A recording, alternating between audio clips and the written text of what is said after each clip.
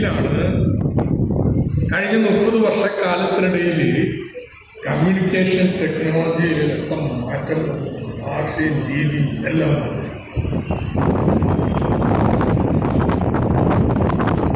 അങ്ങനെയുള്ള തലമുറയെ, പുതിയ തലമുറയെ ഇതിലേക്ക് എങ്ങനെ കൊണ്ടുവരാം, ആകർഷിക്കാം, അവരെ എങ്ങനെ ഇതിൻ്റെ പതാകവാഹകരായിട്ട് മാറ്റാം.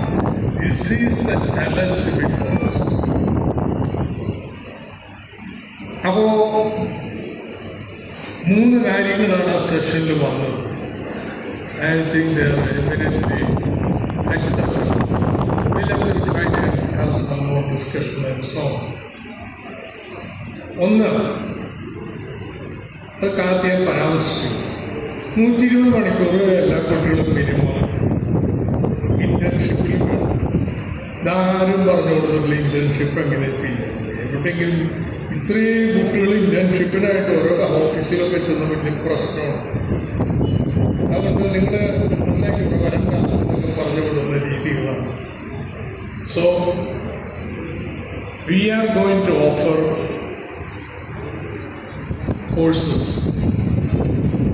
ഏത് വിഷയം പഠിക്കുന്ന കുട്ടിക്കും ആ വിഷയവുമായി ബന്ധപ്പെട്ട് തൊട്ടടുത്തുള്ള പഞ്ചായത്തുകളിൽ ഇന്റേൺഷിപ്പ് ചെയ്യാനുള്ള കോഴ്സ് ഡിസൈൻ ചെയ്യും.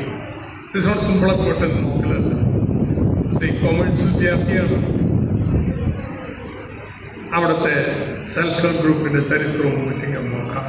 ദെൻ അവരുടെ മുഴുവൻ അക്കൗണ്ട് പരിശോധിച്ച് തിരുത്തി എഴുതി ആ സ്ത്രീകളെ കുറിച്ച് എക്സൽ ഉപയോഗിക്കാൻ പഠിപ്പിച്ച് ഇതൊന്ന് ഡിജിറ്റലൈസ് ചെയ്യണം. ഡേറ്റ ഇതാ പ്രൊജക്റ്റ്. ഇതൊരു 1 മാസം 2 മാസം എടുത്ത് ചെയ്യട്ടെ. ഈ കുട്ടികൾ ആദ്യമായിട്ടായിരിക്കും എക്സൽ പഠിക്കാൻ പറ്റില്ല.